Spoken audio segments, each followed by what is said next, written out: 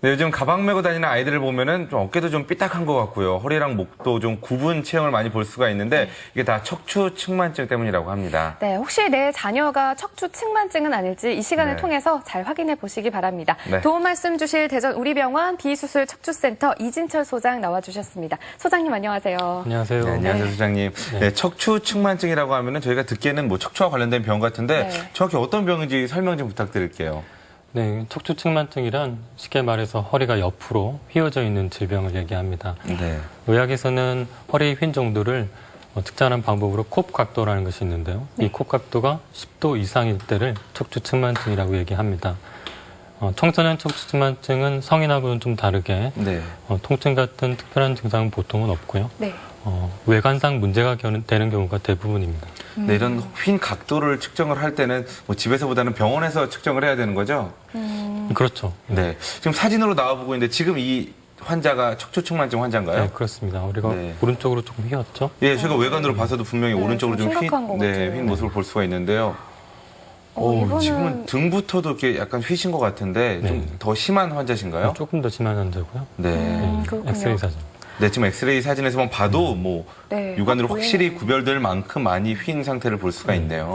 네, 근데 보통 통증도 없고 외관상에도 눈에 띄게 발견되지 않는다면 조기 발견이 좀 쉽지가 않을 것 같아요. 네, 그렇죠.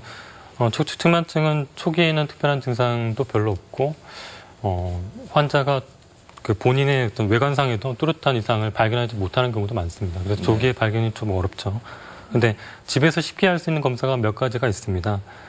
본인이 혼자 하기는 어렵고 부모님께서 도와주셔야 되는데요. 네. 우선 상의를 벗고 반듯하게 서게 한 다음에 그 아이의 어깨를 뒤에서 어깨와 등과 허리 그리고 골반들을 관찰해 주시는 거죠.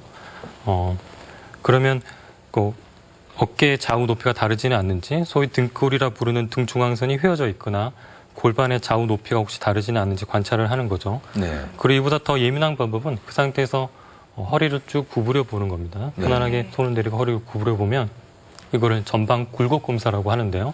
그 상태에서 척추 측만증이 있는 환자는 뒤에서 바라볼 때 등이나 허리가 사진에서처럼 한쪽이 비대칭적으로 쭉 올라와 있는 것을 관찰할 수가 있습니다. 이때는 이런 게 발견이 되면 병원에 오셔야 되겠죠. 네, 네. 아마 화면을 보시는 많은 분들 지금 한번 해보시는 것도 좋을 것 같은데요. 아마 부모님들 입장에서는 내 아이의 생활 습관 때문에 이렇게 잘못된 그런 체형이 나타나지 않나 걱정을 많이 하실 것 같은데 청소년기에 이런 증상이 나타나는 원인이 뭔가요?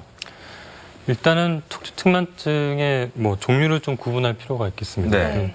다양한 분류법이 있지만 청소년기에만 이제 국한한다면 구조적인 경우와 기능적인 경우로 두 가지로 나눌 수가 있겠습니다. 네. 근데 구조적인 경우는 대부분 특발성이라고 하는데 이것은 이제 특발성이라는 의미 자체가 별로 특정한 원인이 없다 이런 뜻이죠. 네. 사실은 대부분의 청소년 척추 측만증은 이 특발성입니다. 한 85%에서 한 90% 정도 되죠. 네. 그래서 이런 경우는 그 발생이 일반인의 상식하고는 좀 틀리게 의자나 자세는 별로 크게 상관이 없습니다. 그럼 잘못 알고 계신 분들이 굉장히 많겠네요. 네, 잘못된 상식 중에 하나죠. 네, 그렇군요. 그래서 이에 대한 여러 가지 가설과 이론이 있는데 호르몬의 이상이다, 아니면 유전적인 소인이다, 척추의 성장에서 앞뒤 좌우가 불균형이 생긴다, 그런 여러 가지 원인도 있지만 전부 다 추정일 뿐입니다. 네. 그러니까 이에 반해서 기능적인 척추 측만증은 대부분 어떤 특정 원인이 발견되는 경우가 많습니다. 네. 다리의 길이가 다르다든가, 아니면 골반에 불균형이 있다든가, 아니면 통증을 유발하는 그 많은 척추 질환들이 있는데 그런 질환들에서 통증을 좀 더 덜하게 하려고 보상적으로 이렇게 휘어지는 경우가 보통 원인이 되죠. 네. 이런 경우는 장기간 잘못된 자세를 취하거나 잘못된 좋지 않은 의자에 앉아 있는 게 관련이 될 수도 있겠습니다. 네. 그렇다면 내 아이가 그 특발성 척추 측만증인지 기능적 척추 측만증인지 어떻게 판단을 할 수가 있을까요? 병원에 와서 검사를 하시면 순수하게 기능적인 척추 측만증은 비교적 쉽게 구분이 됩니다. 네. 왜냐하면 구조적인 척추 측만증은 그 엑스레이에서 척추가 이제 단순히 휘어져 있는 것뿐만 아니라 그 회전 변형이라고 해서 척추체가 돌아 있는 것을 쉽게 볼 수가 있습니다. 네. 네. 그래서 만약에 엑스레이 찍었는데 순수하게 그냥 휘어져만 있다 이러면은 기능적인 척추 측만증이라고 할 수가 있겠죠. 네. 근데 진짜 어려운 거는 그 구조적인 척추 측만증과 합병돼서 기능적인 척추 측만증이 같이 있는 경우입니다. 그런 경우는 만약에 증상이 있다 그러면 증상에 따라서 세밀한 진찰과 MRI 등의 검사를 해보고 그래도 명확치 않으면 사실 초기에는 거의 구분이 잘 안 됩니다. 네. 그래서 네. 근데 어차피 청소년 시절에 그 좋은 자세를 만들어주는 것은 굉장히 장기적으로 척추 건강을 관리하는 데서 되게 중요하기 때문에 네, 그렇죠. 일단은 자세 교정하고 운동치료, 뭐 도수치료 등을 일정 기간 동안 해보면서 호전되는 양상을 보면서 기능적인 부분이 있었구나 이렇게 판단할 수 있겠습니다. 네, 그렇군요. 근데 이런 증상을 갖고 계신 분들 아마 가장 큰 걱정이 수술에 대한 두려움이 아닐까 맞아요. 생각이 되는데요. 뭐 심한 경우에는 수술을 해야겠지만 또 간단한 경우는 대부분은 수술 없이도 치료가 가능하다고 들었거든요. 그러니까 순수한 특발성 척추 그 측만증이라면 네. 수술 말고 다른 방법으로 고전 쪽으로는 이제 보조기를 착용하는 방법이 있습니다.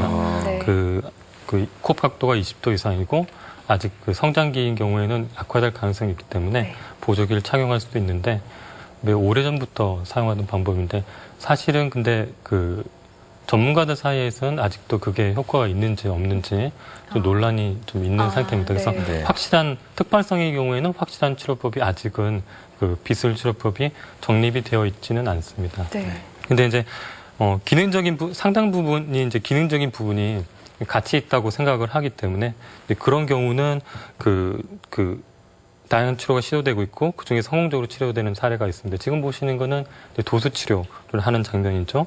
네. 그리고 자세 교정 치료, 뭐 카이로프랙시나 롤핑 그리고 자이로토닉이나 지금은 이제 슬링이라는 운동기 이용해서 운동 치료를 하는 방법입니다. 그래서 그런 것들을 보통을 많이 하게 되고요. 대부분 환자가 학생이기 때문에 지금은 자이로토닉 사진이죠. 이제 토요일이나 방학을 이용해서 자세 교정이나 도수 치료는 대략 주 2회, 네. 그래서 10회를 기본으로 보통 60만 원 정도.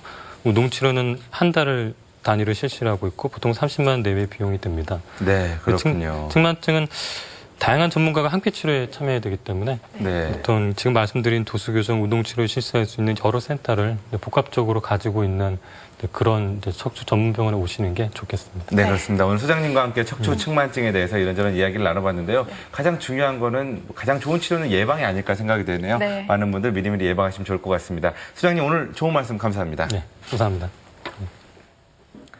네, 가을은 뭐니 해도 축제 계절이죠. 그렇죠. 이 축제 계절 중에 제가 가장 좋아하는 게 또 밥도둑, 젓갈이 맛있죠. 가장 좋아하는 제 밥 반찬인데 네, 이번 주 수요일부터 논산시에서 젓갈 축제가 열린다고 합니다. 네, 그래서 내일 이 시간에는 논산 황명선 시장 모시고 네. 논산시 강경 발효 젓갈 축제 미리 만나보는 시간 마련했습니다. 네, 좋은 하루 보내시고요. 저희는 내일 다시 찾아오겠습니다. 네. 고맙습니다.